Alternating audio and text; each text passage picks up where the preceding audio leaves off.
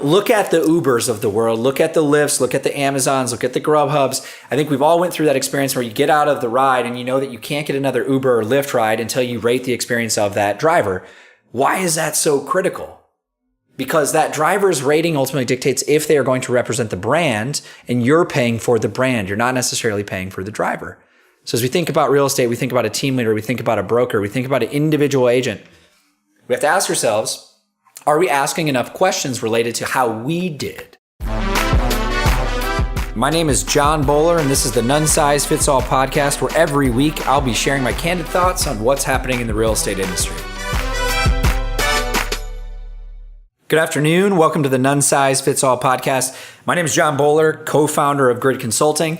Today we're going to talk about the on-demand economy, and in my opinion, how it hasn't necessarily hit the real estate industry. So the on-demand economy, I wrote a blog post about this recently, and the on-demand economy is something that I am familiar with and use every day in my life.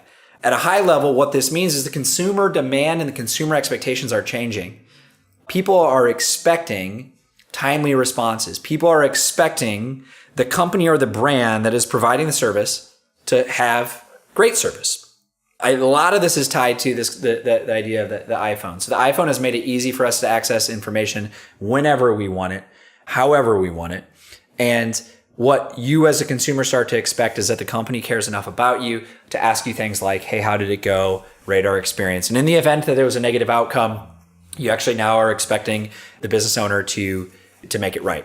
So how does that work as it relates to real estate? I don't know, because today, leads are generated online. The amount of kind of interactions asking to the consumer, hey, how did it go? How did this professional do? How did that company do? What do you think of our site? Doesn't exist at scale. Look at the Ubers of the world, look at the Lyfts, look at the Amazons, look at the Grubhubs. I think we've all went through that experience where you get out of the ride and you know that you can't get another Uber or Lyft ride until you rate the experience of that driver. Why is that so critical? Because that driver's rating ultimately dictates if they are going to represent the brand, and you're paying for the brand. You're not necessarily paying for the driver. So as we think about real estate, we think about a team leader, we think about a broker, we think about an individual agent. We have to ask ourselves, are we asking enough questions related to how we did? Were you satisfied with the interaction with the person on my team or with myself? And again, in the event that there was a negative outcome, you either figure out how to make it right, or you reintroduce them to somebody else and or yourself. So, Amazon does this incredibly well. Grubhub, the list goes on. And what they're doing is they're basically evolving with the consumer expectations and demand. Why I think this hasn't hit real estate yet is because you have all these different parts of the funnel. You have all these different places where there's effectively a spot for a consumer to submit their information. And what happens after that is literally like poof. What happened? We don't know. The amount of data that you can capture by asking that simple question provides you with tremendous value as a business owner. And so in real estate, what's coming, you can see Zillow start to move in this direction. You can see this idea of connections being one that is geared towards ensuring the consumer has a particular outcome, which is talking to a professional. Where it gets more interesting is when you start to introduce the customer satisfaction ratings, also known as CSAT. You start to rate the person. The person then, their rating actually then decides whether or not they're getting the opportunity. Whether or not Zillow does it, I don't know. But the story of Uber is a one that is really telling to me. And when you think about how Uber evolved their customer satisfaction ratings, there was actually about 10 steps to it. So the first stage was just get enough drivers on the road and get enough patrons to download the app. What they quickly found was wait times weren't as good, so they need to get more drivers on the road.